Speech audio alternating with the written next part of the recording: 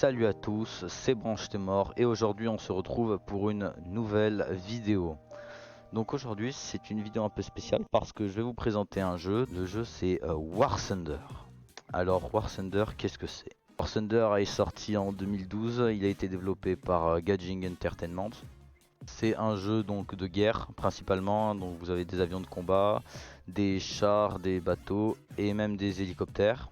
Vous avez, tous les véhicules sont répartis en plusieurs nations, donc il y en a 9, hein, Israël, Suède, France, Italie, Chine, Japon, Grande-Bretagne, URSS, Allemagne, USA. Dans les nations, vous avez des chars, des hélicoptères, des avions, une flotte de haute mer et une flotte côtière. Certaines nations donc n'ont pas tout ça, hein. La dernière nation qui a été ajoutée c'est Israël et elle ne possède qu'une armée, des hélicoptères et de l'aviation. Et les nations sont fournies différemment, donc hein, les trois principales nations du jeu donc c'est Allemagne, URSS et les États-Unis. Après il y a la Grande-Bretagne qui est bien fournie mais peut-être pas autant que les trois premières. Et ensuite bon il y a toutes les autres qui elles sont peut-être un peu plus compliquées à jouer de par le fait qu'elles sont moins fournies en véhicules. On a donc défini entre guillemets ce qu'était le jeu, hein. Donc c'est un jeu principalement PVP, donc vous serez contre des joueurs. Vous pourrez peut-être éventuellement faire des batailles personnalisées qui vous permettent de vous mettre contre des IA pour vous entraîner ou évaluer de nouvelles tactiques. Donc comment bien débuter? Comment bien débuter sur War Thunder? Pour bien débuter dans le jeu, vous devez d'abord connaître son système économique. Pour ceux qui ont déjà joué à World of Tanks, World of Warship ou World of Warplane, vous avez déjà connu ce système économique qui est scindé en deux parties, l'XP et la monnaie. Dans War Thunder, vous avez la monnaie principale, ce sont les Silver Lions. Vous pouvez donc ici les acheter avec des Golden Eagle ou le plus couramment les gagner à la fin d'une bataille. Et les Golden Eagle, ça c'est la monnaie premium, vous pouvez les acheter avec de l'argent ou vous pouvez en débloquer à la fin de certains tutoriels. Ensuite vous avez l'XP. Vous avez différents types d'XP. Vous avez l'XP d'arbre, donc qui vous permettra de rechercher le véhicule suivant. Vous avez l'XP du véhicule qui vous permettra d'améliorer votre véhicule, donc de débloquer les améliorations qu'il peut posséder. On voit ici différentes améliorations. Vous avez également l'XP d'équipage qui lui vous permet d'améliorer les capacités de vos membres d'équipage. Et vous avez également l'XP du Battle Pass qui vous permettra lui de pouvoir avancer dans la progression du pass de combat. Vous téléchargez le jeu, vous créez un compte et ensuite vous allez devoir choisir entre les 9 nations par lesquelles vous pouvez commencer le jeu.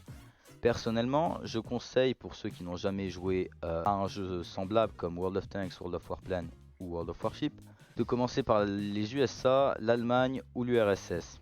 Ce sont les trois nations les plus fournies de jeu. Ceux qui ont déjà joué, vous pouvez commencer par la Grande-Bretagne, Japon, la Chine et certaines autres nations. Ensuite, quand vous allez commencer à obtenir plusieurs véhicules, vous allez vite remarquer que quand vous avez fini de rechercher un véhicule et que vous pouvez l'acheter, qu'il vous faut également acheter un équipage qui se trouve ici. Donc vous en avez 5 pour les chars également. Le reste, si vous en voulez plus, si vous les achetez avec des Golden Eagle. Quand vous achetez un véhicule, vous devez le caser dans un membre sur un équipage. Quand vous commencez le jeu, vous aurez 3 équipages. Vous allez caser vos 3 premiers véhicules parce que vous avez toujours 3 véhicules ou 2 au moins que vous débloquez au début de l'arbre technologique. Vous les casez dans vos équipages, vous faites quelques games.